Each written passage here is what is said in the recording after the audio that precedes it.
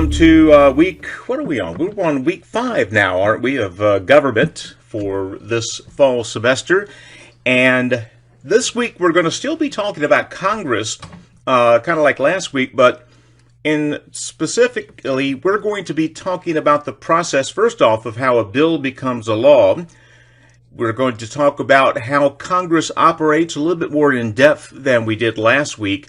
And we finally are going to take a look at one of the checks and balances that we talk about all the time, the impeachment process.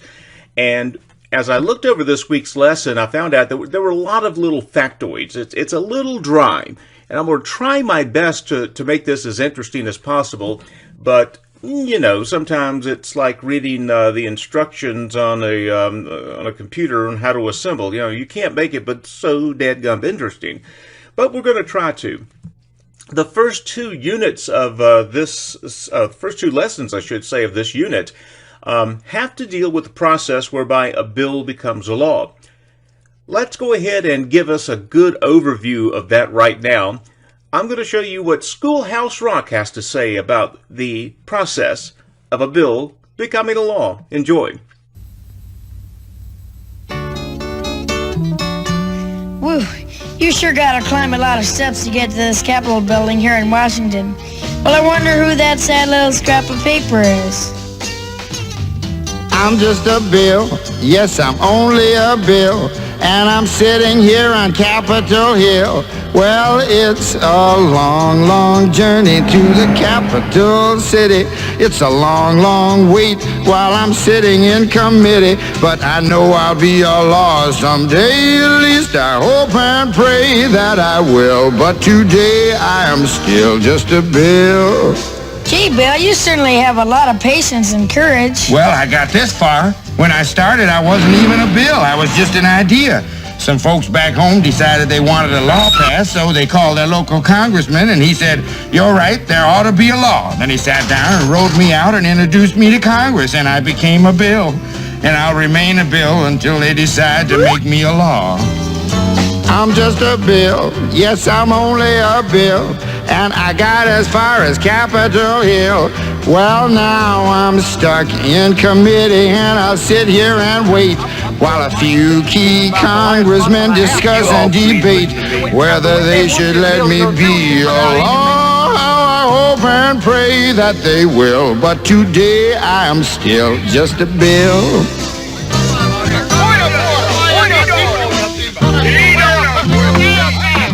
Listen to those congressmen arguing.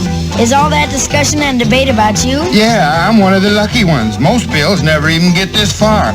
I hope they decide to report on me favorably, otherwise I may die. Die? Yeah, die in committee. Oh, but it looks like I'm going to live. Now I go to the House of Representatives and they vote on me. If they vote yes, what happens? Then I go to the Senate and the whole thing starts all over again. Oh, no. Oh, yes. I'm just a bill, yes, I'm only a bill, and if they vote for me on Capitol Hill, well then I'm off to the White House where I'll wait in a line with a lot of other bills for the president to sign, and if he signs me then I'll be a law. I hope and pray that he will, but today I am still just a bill. You mean even if the whole Congress says you should be a law, the president can still say no? Yes, that's called a veto. If the president vetoes me, I have to go back to Congress and they vote on me again, and by that time you're so By that time, it's very unlikely that you become a law. It's not easy to become a law, is it? No, but how I hope and pray that I will, but today I am still just a bill. He signed your bill, now you're a law. Oh, yes. Yeah, it's a cutesy little cartoon, but there's a whole lot of truth in that, and there is not much hyperbole there. That's more or less the way it happens sometimes. We'll talk about the rest of the process. Now, the Article 1, Section 7 of the Constitution states that Congress can pass law, and more or less tells us about this process that we just saw demonstrated. Now, it's supposed to be a quick process, but Congress over the years has added more steps to it to complicate things just a bit more. And another thing to remember, state legislatures, in terms of introducing legislation, they operate in pretty much the same way as Congress does. Any member of Congress can introduce a bill, but only when Congress is in session. The president can't even introduce a bill.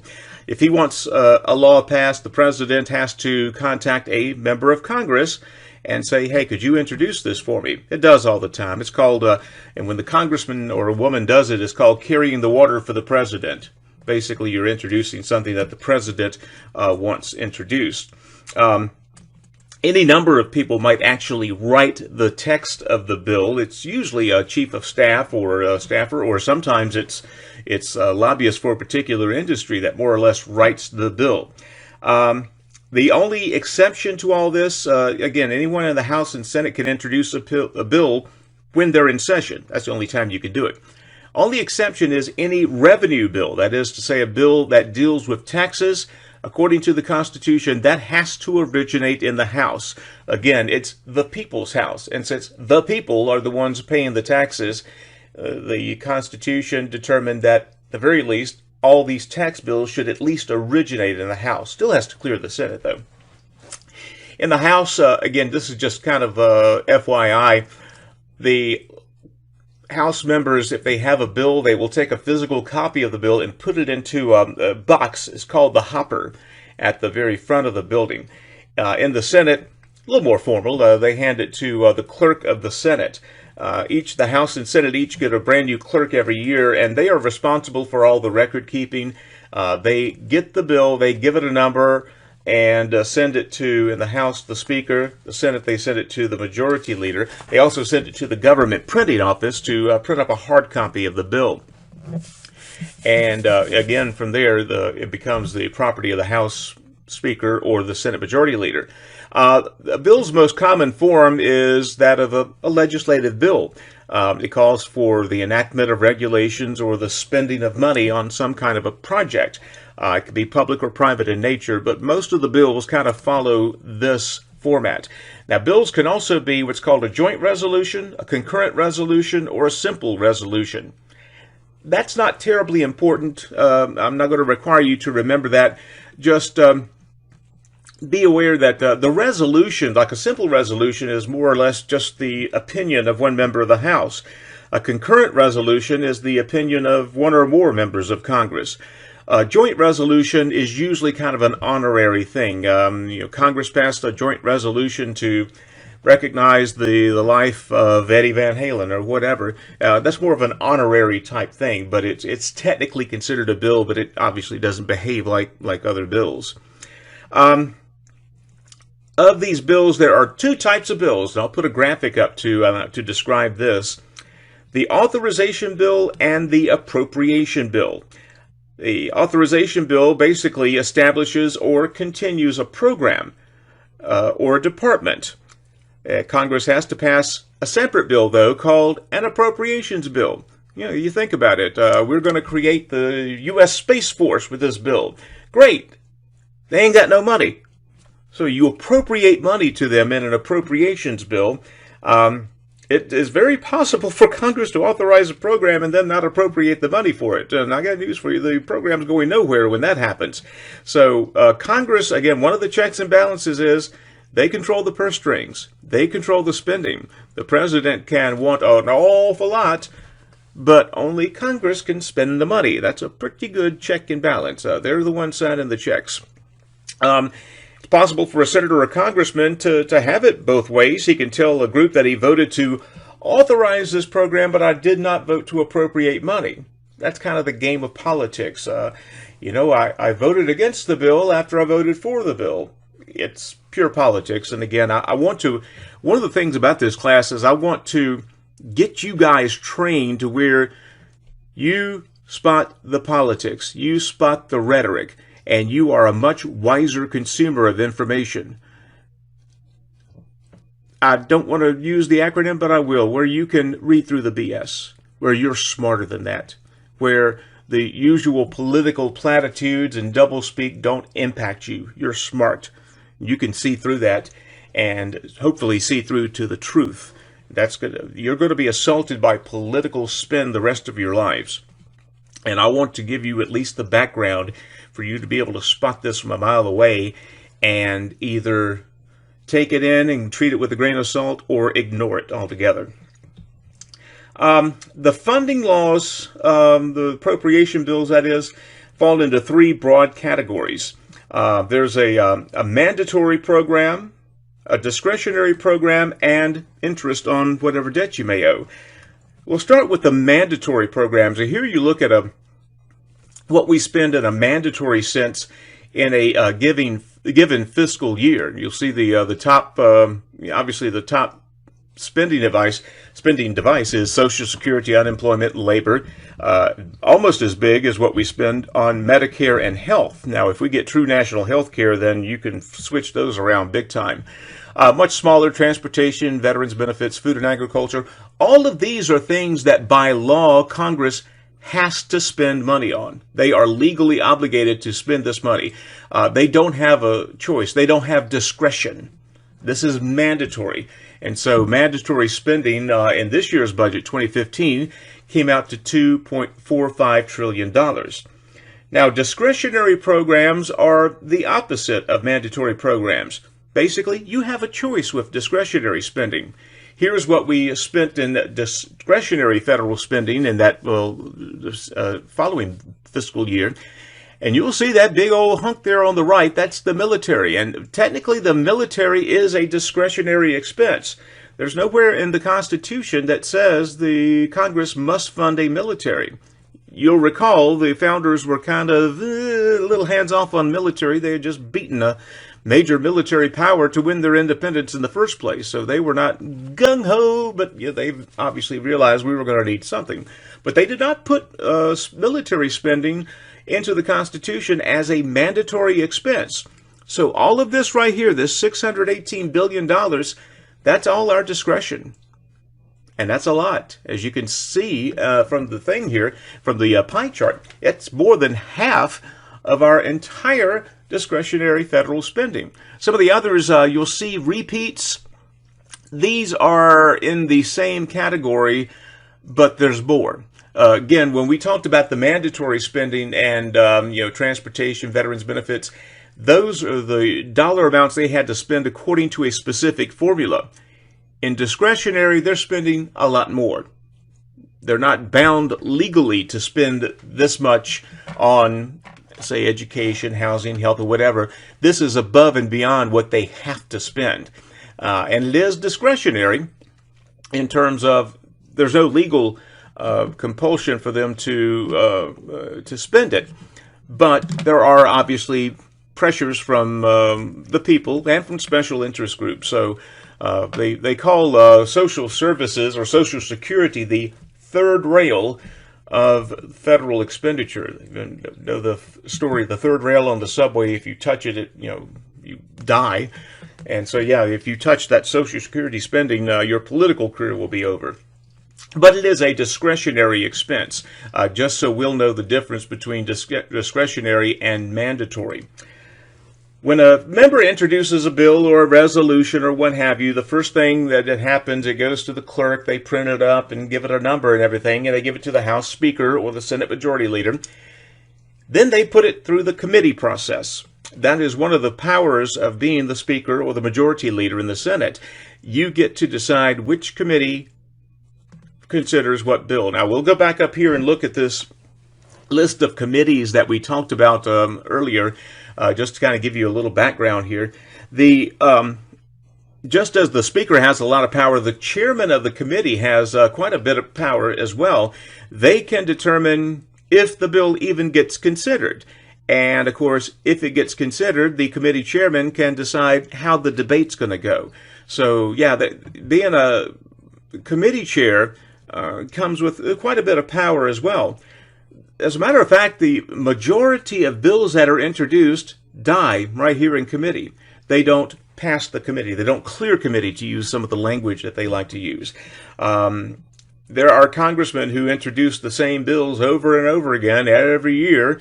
Every time there's a new session of Congress, again, calendar year session, And some of them are quirky. Yeah, again, there's a bill to abolish the Federal Reserve, which might be worth exploring, but no one's going to do it right now, just like that. But there are congressmen who introduce bills every year to destroy or to end the Federal Reserve System, and it gets introduced in committee, and the chairman says, "Man, that's nice. Next," and that's where it dies. Sometimes committees can suggest changes to a bill's content. They can amend the bill in that way and then vote on the amended version. Committees can also, they have the power to launch what's called investigations. If they want more information on the bill and they think bringing in experts to testify on it can give them a greater understanding, they'll do that too. That's infrequent, but it's not unheard of. We've had several congressional investigations just this year. After all that, they'll hold what's called a markup session, where the members go over every aspect of the bill. They look over the proposed changes the committee has made, and it takes a simple majority vote to clear committee, again, to report out of committee, to use the vernacular. On rare occasions, a committee will defeat a bill but allow it to go to the House floor or the Senate floor anyway, so everyone can have a chance to weigh in on it. That's very, very rare, very special circumstances, but that is possible. 99.9% of the time, though, if a bill is reported out of committee, it goes to the floor. If it is not reported out of committee, it dies right there. Let's talk about lobbying. The good, the bad, the ugly. This right here shows you a history of lobbying, and years ago, 1640s, lobbying was as simple as members of the public trying to appeal to the representatives in the House of Commons in England. You'll remember the cry of no taxation without representation. Man, we had to somehow influence those who were making laws by which we lived, and twisting arms, making pleas is considered a form of lobbying. Of course, in the 1780s, when we got this wonderful Constitution, the right to petition the government is part of that First Amendment that is so wonderful. We now have a constitutionally enumerated right to lobby the government, to ask the government to do this. In the 1830s, the term lobby is first used in American newspapers, talking about local politics, where a lot of the deals were made in the halls or the lobbies of state legislatures. And again, you'll see in 1860s, President Grant runs into a group of petitioners in the White House, or the Willard Hotel lobby, and he reportedly called them lobbyists, and the name kind of stuck. These days, the practice of lobbying is formally regulated by federal law. They represent, of course, a wide variety of interest. Pretty much any issue you can think of has got a lobbying arm for it. Healthcare, pro and con, military, transportation, again, lumber industry, the tobacco industry, taxpayer watchdog groups. Pretty much every interest has a lobbyist that's going to speak on their behalf in Washington. Lobbyists can meet with members of Congress. They cannot bribe them. There are very strict rules on what congressmen can accept from lobbyists, not only in terms of gifts, but restaurants. They have to report every single thing to Congress to make sure everything's on the up and up. And of course, as you can imagine, it sometimes gets abused. All lobbyists have to register with the government. They have strict rules regarding what they can do. There are about 11,500 lobbyists, recognized lobbyists, in Washington. Now, by that stretch, if we write a letter to our congressman asking him not to vote in favor of this bill, we are in effect lobbying them, but it's a much different degree than those who are actually in Washington meeting with the congressman or their chief of staff. I think we can agree that is a whole different level of influence. Of course, we lobby the government through advertising campaigns sometimes, where we chip into a local group that's running television commercials telling senators to, yes, confirm this Supreme Court justice. Maybe you've seen some of those lately. Lobbyists can provide very good information, obviously, on bills. Now, you can imagine a tobacco representative is going to encourage a law to limit liability payments for a tobacco company, Automakers want to give input on what kind of laws Congress can pass on auto safety. Again, they are special interest, and they are they are paid to lobby on their industry's behalf. I want you to think about this. This is kind of the long-term thought of this lesson. The idea of lobbying. Is it ultimately a good thing that certain industries have direct access to members of Congress? If you think about it, the only reason that they're lobbying government is that government has the power to make their lives good or bad. Government has a lot of power to influence their bottom line. And because of that big influence that Congress can have, these industries think it is worth the money to spend millions of dollars to lobby them. So that means the potential impact on them is more than millions of dollars. So just think about that system. The whole system in Washington, where there are 11,500 people with official access to congressmen and congresswomen who can influence their vote on legislation. And think about what this means for John Q. Citizen, who does not have that direct impact. I want you guys to answer this question Monday. I want you to think about it. I don't want to ask the question and get clammed up again. Think about it. Have fun with it.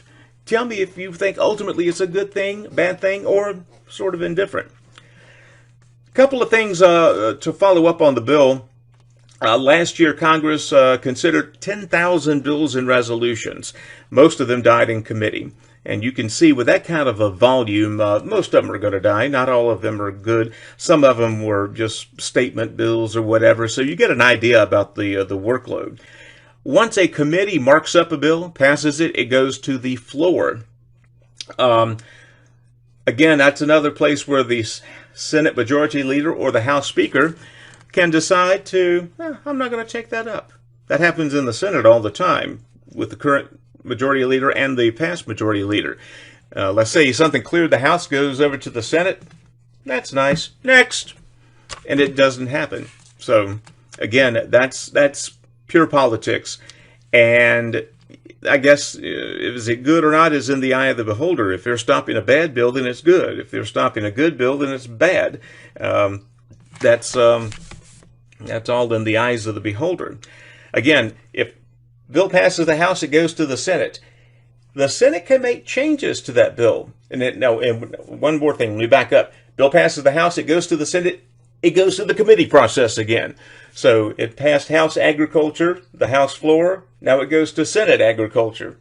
Got to clear that, just like it did the House, Senate floor. And it has to pass in identical form. Sometimes when a bill clears the House and goes to the Senate will add something to it or take something out of it. When that happens, when the House and Senate pass differing versions of the same bill, they appoint what's called a conference committee. A few senators, a few congressmen, or House representatives, they get together and they try to hammer out a compromise measure. When they do, they take that compromise and introduce it in their respective chambers. If both of them approve the identical bill, then it goes to the president. Let's talk about something called the filibuster. This will be something I kind of asked you about too. In the House of Representatives, they've adopted strict rules governing floor debates on legislation. Mostly because, again, 435 members, you've got to govern that a little bit or it's going to be a free-for-all. Because of the sheer size, when it comes time to speak on a bill, usually House members only have 2 minutes. And that's not a lot of time, but 2 minutes is all we can spare. The Senate, the rules are a bit more relaxed with 100 members. That's a little bit more manageable. Senators can speak for longer periods. And fast forward to 2023. Don't adjust your iPad or iPhone or whatever you're watching this on. This is Chuck closer to live, I suppose. The first part of the video where we talked about how a bill becomes a law and all that, and I've recorded that for the 2020 class, and of course that process has not changed. But now we're going to get to some things where in the video 3 years ago I referenced events that were happening then. Well, there's some new events that are happening now that will explain these even further. So I decided, go ahead and let them see the first half of the video and then update the second half because, again, this being politics, there's always a newer, fresher example of some of the terms we're going to talk about. We're in the Senate, and we're going to talk about something called the filibuster. As you can see from this cartoon, it is sort of poking fun at the parties, in this case, the Democratic Party, their willingness to use the filibuster. Basically, a filibuster is a procedural move by which really only one, but usually a small group of people, can take over the floor for debate and basically keep talking. And as long as they hold the floor and keep talking, the issue does not get voted on. So if there's an unpopular bill coming up that they think is going to pass, an opponent will get the floor and start talking and talking and talking. All they have to do is keep talking. They could read out of a phone book. They could read an instruction manual on a toaster if they wanted to. All they have to do is talk and what's called hold the floor, maintain the floor. If you're familiar with Robert's Rules of Orders, parliamentary procedure, the Senate and the House, of course, follow that. And once you have the floor, you are, by the Senate's rules, you're not, you don't have to relinquish it until the chair orders it. Now, in the House of Delegates, they largely determine by themselves the rules that they use to get things done.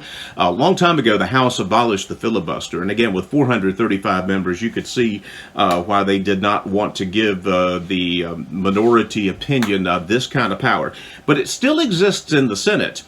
If you're wondering, the record for a single senator filibustering, that is talking straight, is Strom Thurmond of South Carolina, who himself spoke for 24 hours to hold up a civil rights bill in 1957.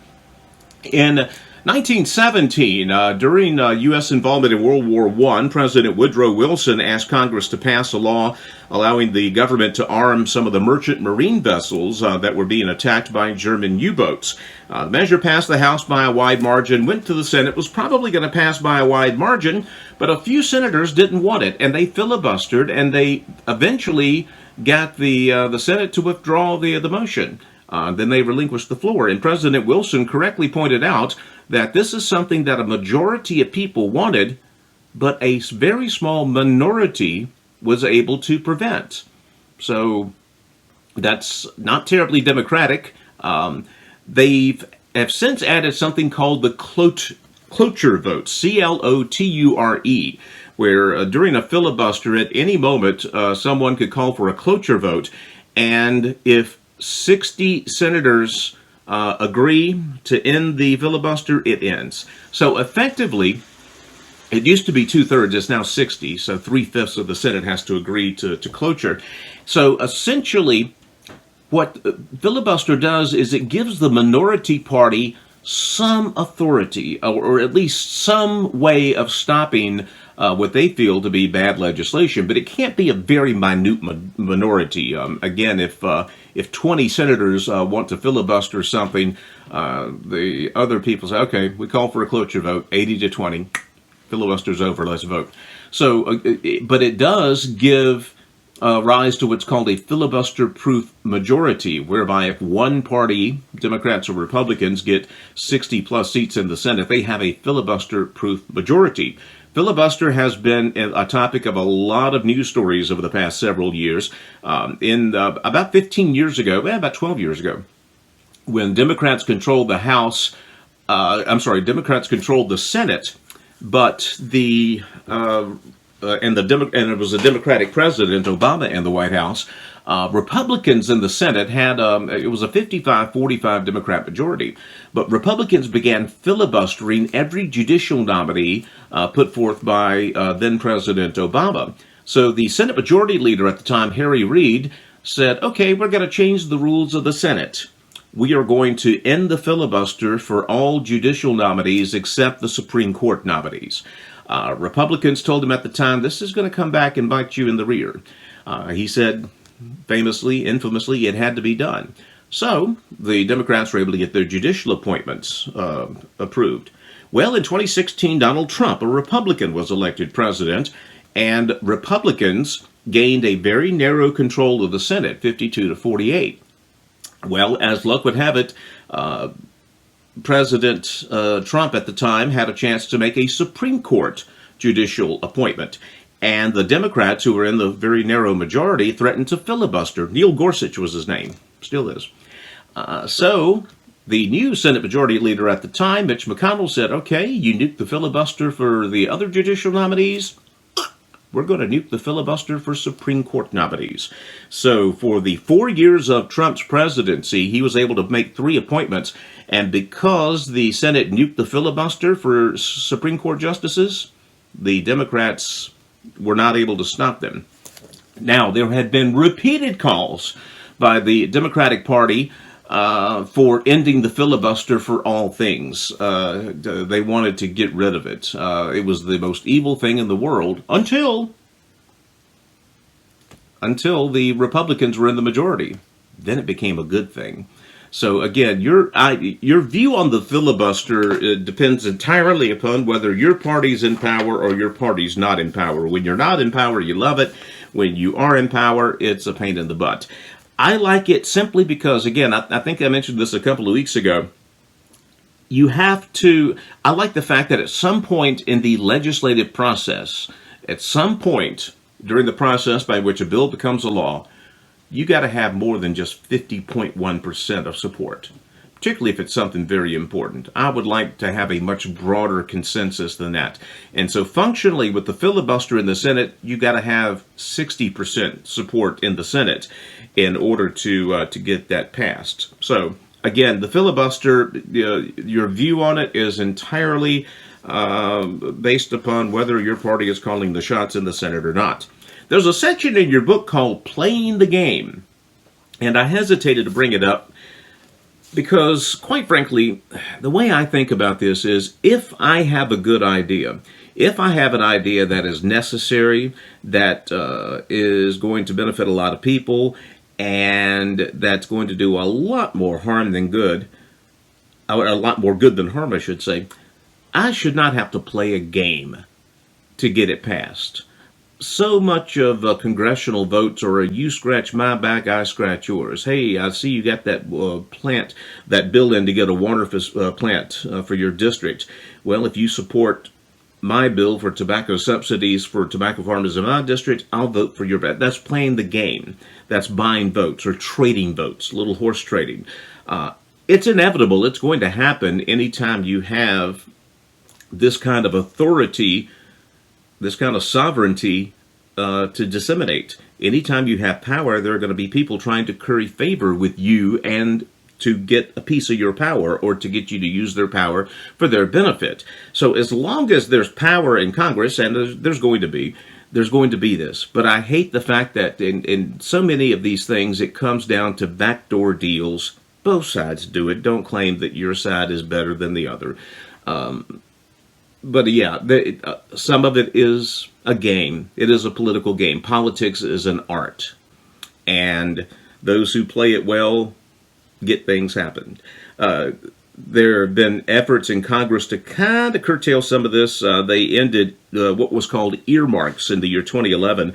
That was basically money sent for a very specific purpose, usually for a very specific district, for one congressman or 2 senators to enjoy. Congress, of course, is infamous for enacting laws that ended up being unfunded mandates, where they tell states they have to do this, that, and the other thing, but they don't give them any money for it. Now, states do that to localities, too. In Richmond, the General Assembly is infamous for passing unfunded mandates, telling cities and counties they have to do this, this, and this, but not giving them any money for it. Next step after a bill clears Congress is it goes to the president's desk. The president has 3 options. They can sign the bill. They do. If they do, it becomes law. They can veto the bill and send it back to Congress. Once he vetoes a bill, it has to be passed by a 2/3 majority in both the Senate and the House. So when a president vetoes a bill, it's very hard to override a veto. It happens from time to time. But again, this is a very effective check checks and balances, that the executive branch president has on Congress. Now, again, if it overwhelmingly clears Congress, then the president, it doesn't have to be signed by the president. It automatically becomes law. The weirdest thing a president can do is something called a pocket veto. Congress passes a bill, puts it on the president's desk, and they do nothing. Well, the president indirectly expresses his disapproval of the bill, but the bill will become law without the president's signature. So it's not a veto. It's the president expressing displeasure with the bill, sort of like I'm going to let this become law, but it's not going to become law because of me. I don't like it. So anyway, it still becomes law anyway. The next segment is on the powers of Congress, and we'll go through these fairly quickly because, again, we've already entered headlong into the debate about my favorite amendment, the 10th Amendment, which powers not delegated to the United States by the Constitution or prohibited to it by the states are reserved for the, you get the idea. It's the States' Rights Clause of the Constitution. Now, the Constitution tells Congress what they may do and what the states may not do. However, in reality, Congress has generally found ways around to get to do what they want to do. Sometimes that's good. Again, once the field of aviation was created, there was nothing in the Constitution that said Congress had power over regulation of aviation. But they quickly assumed that power, and quite frankly, it is better that we have one set of federal regulations governing aviation and not 50 different sets of rules on aviation. Sometimes it's good, sometimes it is not good. Again, the enumerated powers of Congress, things that the Constitution says you can do. They can impose taxes, duties, and imports. Impost, they call them. They can impose and collect taxes, duties, imposts, excises, basically for goods coming into the country, they impose a tax on them. The excise tax on the sale, the manufacture, sale, or consumption of commodities within the country, the Congress can tax that. Usually we call these the sin taxes on tobacco, alcoholic beverages, luxury type items. Congress also has the authority and the responsibility to pay the debts of the government, provide for the defense of the nation, and promote the general welfare. That last statement, I hope you can appreciate how that can be misinterpreted. If you have a very, very broad definition of that term, anything goes. Congress can do anything if they feel it's for the general welfare. That's why I and many others favor a very narrow interpretation of that phrase, because without that, there are no limitations on Congress's power. Federal government has the authority to borrow money to pay for its operations, which we do. Remember our graph earlier, military expenses are the biggest so-called discretionary spending item. The government, when they do this, the hope is that the expenditures will somehow stimulate the economy and produce enough revenue to pay back the loans. As we will learn in the second half of our course this year in economics, that doesn't always happen. Matter of fact, quite the opposite happens.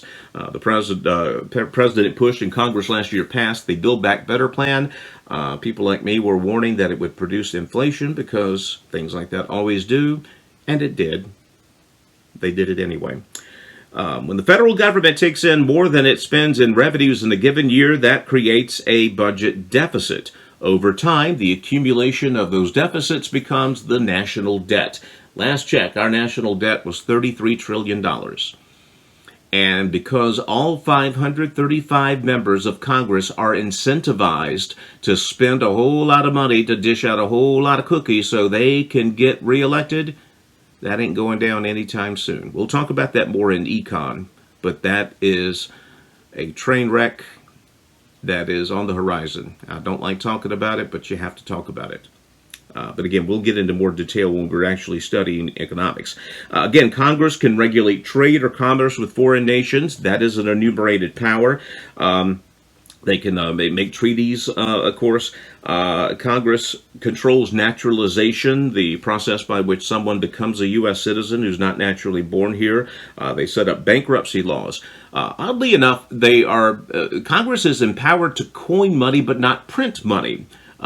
coinage they can do, but there's nothing in the Constitution that says they print money. And of course, I mean, again, we'll talk about this more in econ, but that dollar bill you have is not a coin, it's a promissory note. Basically, if you read it, it says you can go to the U.S. Treasury and get $1 worth of U.S. gold in the reserve. You can still do that, but, you know, it's not going to work.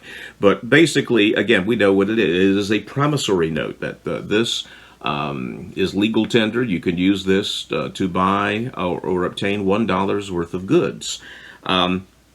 Anyway, the Congress, of course, has broad authority over the military. The president is the executive, the commander-in-chief of the military. Again, the executive, enforcement of laws. There are restrictions on Congress. No appropriation for the military can last for more than 2 years. Again, that's a biennial budget.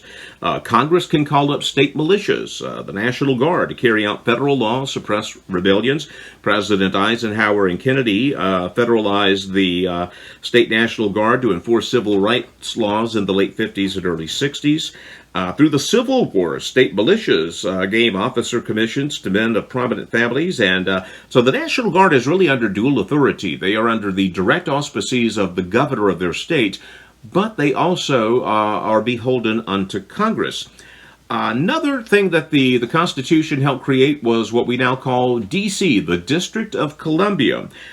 It was part of the compromise process for the Constitution. They were trying to encourage Virginia to ratify the Constitution, and because the seat of this new government was going to be right in Virginia's backyard, nestled between Virginia and Maryland, that made the Constitution a little bit more agreeable to the delegates from Virginia. Now, the idea, there's been talk recently, and there's been talk for years, of giving D.C. statehood, that is to say, making them the 51st state. They already do get 3 electoral votes in presidential elections, but they do not have a vote in Congress. They do have a representative who speaks on their behalf in Congress, but they have no voting power. Matter of fact, the District of Columbia was not even authorized to elect a mayor until 1973. District of Columbia is controlled by the federal government, by Congress. And quite frankly, if you read the Constitution, there is nothing in there that would allow them to run, to be regarded as a full state. Again, they are operated by Congress. It is completely a separate entity. The last paragraph of Section 8 of Article 1 of the Constitution is called the Necessary and Proper Clause. And again, like we talked about earlier with that for the general welfare, for the common good, the Necessary and Proper Clause is one of those things that it is so utterly dependent upon your interpretation of it. It gives Congress broad and undefined authority to make all laws which are necessary and proper for carrying out the powers of the federal government. Again, I hope you can appreciate how this could potentially be abused. Again, sometimes it's obvious. The Constitution says nothing about establishing an Air Force, but that was certainly an implied military authority that would be handled best by a federal government and not by 50 state governments. It is, again, I hope you can appreciate how this could be abused by someone who agreed in unlimited federal power. Anything could be interpreted as necessary and proper. We have to be very, very vigilant to make sure that that is always narrowly interpreted. Because of all this, a major role for the Supreme Court has become deciding whether laws passed by Congress are within the bounds of its constitutional majority. The Supreme Court has made in the past several generations major decisions, either expanding or restricting the power of Congress. The end result has been Congress has sort of given a lot of authority to the federal bureaucracy, the executive branch, which we'll talk more about next week, to define and apply laws. That's where we have federal agencies deciding, okay, you can do this and cannot do this. Well, no, that's supposed to be a vote of Congress. Well, Congress has abdicated that and given it to the executive. The problem is when an unelected bureaucrat makes a decision, which really should be a law, you don't get a say in it. If Congress passes it, you have a say in it. You have a congressperson that you can call, try to influence. But if If the ATF agency head decides that a certain type of gun is illegal, you have no say over that. That's where the Supreme Court steps in and said, no, this is Congress's authority. Only Congress can do this. Again, this thinking of restricting Congress's powers wherever practicable was what guided the framers. They were aware of how one man or a small group of people could abuse government powers, and so they wrote this wonderful document, the Constitution, to try to limit that as much as possible. They saw government as something that was necessary, but not the source of all blessings. That battle from the beginning, federal versus state, has continued since the formation of this great nation. Again, states' rights right now are a joke compared to what the founders most certainly envisioned.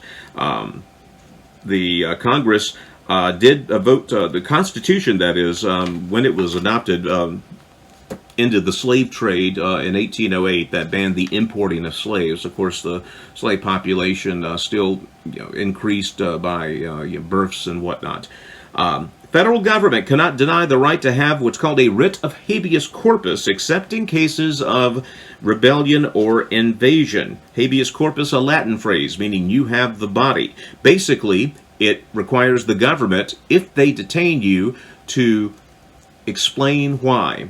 They have to show cause. They have to explain why they are holding a person in custody. Prior to the Civil War, remember where D.C. is? Virginia was a slave state, and there were rumblings that Maryland, just north of D.C., was going to join them. President Lincoln did not want the federal government surrounded by hostile territories, so he suspended habeas corpus in Maryland and went and arrested all the state's leaders. His defense was this was a rebellion or an invasion. That was the defense of it. Debatable, but again, I think we can all agree at the time it was something that was probably necessary. Congress cannot pass what's called an ex post facto law. That means after the fact. They cannot declare something illegal effective January 1st, 2024 and arrest you for doing it January 1st, 2023. They can't make a law that goes into effect after the fact. They cannot. They can impose a direct tax except on the basis of a census. Again, two kinds of taxes: direct and indirect. Business sales pays sales tax to the government on goods they sell, but they collect sales tax from their customers. The idea was to make sure Congress did not impose a higher tax on wealthier states. I think we can all agree that's true. The Constitution also outlines what states cannot do. The founders wanted to avoid competition among the states and chaos. States cannot impose their own import duties. Again, when you bring something into the United States, you don't have to pay a federal and a state excise tax. States have to respect the rights of citizens in the same way that Congress does. That is to say, if you're in Virginia and someone who lives in North Carolina visits your state, you have to give them all the same privileges afforded to Virginia citizens. Again, it's all a very delicate balance. The Constitution gives Congress the power to do all these things that we just mentioned. States, meantime, do have their limitations, but again, that 10th Amendment makes it clear that the framers wanted the states to be more than just serfs of the federal government. They wanted the states to have certain authority. They wanted these states, colonies at the time, to be little incubators of democracy. They did not want them to be just fiefdoms of the federal government. Our last thing we're going to talk about is something that's actually in the news right now, the process of impeachment and the checks and balances. This is where Congress has a check on both the executive and judicial branches. It's the ultimate check. Basically, it is the removal of office from someone who has committed what's called an impeachable offense, high crimes and misdemeanors. Again, the term impeach does not mean to be thrown out of office. The impeachment is the indictment. That is to say, we formally charge you with this. The House votes to impeach. The Senate votes to convict. And again, In our nation, we've had 3 presidents that have been impeached. Donald Trump, of course, famously or infamously, however you view him, impeached twice. Bill Clinton was impeached by Congress in 1998, but the Senate did not convict. Andrew Johnson, the president immediately after Abraham Lincoln, was impeached by the House, and the conviction vote in the Senate fell short by 1 vote. Very, very close. Now, again, another contemporary example, Richard Nixon. He was most certainly going to be impeached, but he resigned before the House could take a vote. In the impeachment hearings, the Constitution calls for the Chief Justice of the U.S. Supreme Court to sit in the Senate as a judge to hear the articles of impeachment, to hear the arguments, to hear the defense. And, of course, the Senate, instead of sending it to a jury, they send it to the Senate, and the 100 senators vote on it. Actual impeachment proceedings have only occurred 65 times in U.S. history, most of them for federal judges who have done something very, very egregious. You can read up some of the stories. It's a really, some of the judges were just very, very crooked, and again, they had to be, they had to go. Unfortunately, impeachment now, to me, it's always been that ultimate check, that ultimate rebuke that not only are you a bad person, but you're bad for our constitutional republic, and you have to be removed. To me, it was reserved for the worst of the worst. Now we throw it around like nickels. There were articles of impeachment introduced last week against President Biden. Now, again, whether or not you think what he's done goes to high crimes and misdemeanors is in the eye of the beholder. There's no way the Senate with the Democratic majority is going to vote to impeach the president. So it's mostly window dressing, quite frankly. But I think we're cheapening the phrase or the process of impeachment by applying it so ubiquitously to anyone we don't like. Going to impeach him. Let's impeach him. I think it's being cheapened, quite frankly. The purpose of an impeachment trial, again, is not to crush someone in best of circumstances. It's to maintain the integrity of the American system of government. It is, again, in my opinion, the ultimate rebuke against a person that not only are they bad, but they are poisonous to our constitutional republic. And I think we should use it very, very sparingly and only for the worst of the worst. But unfortunately, we're using it now. All you ought to be impeached means today is, I don't like you. Anyway, we'll talk about that a little bit more on Monday. Remember some of our earlier questions. But till then, I hope you've enjoyed this schizophrenic Week 5 video. See you Monday.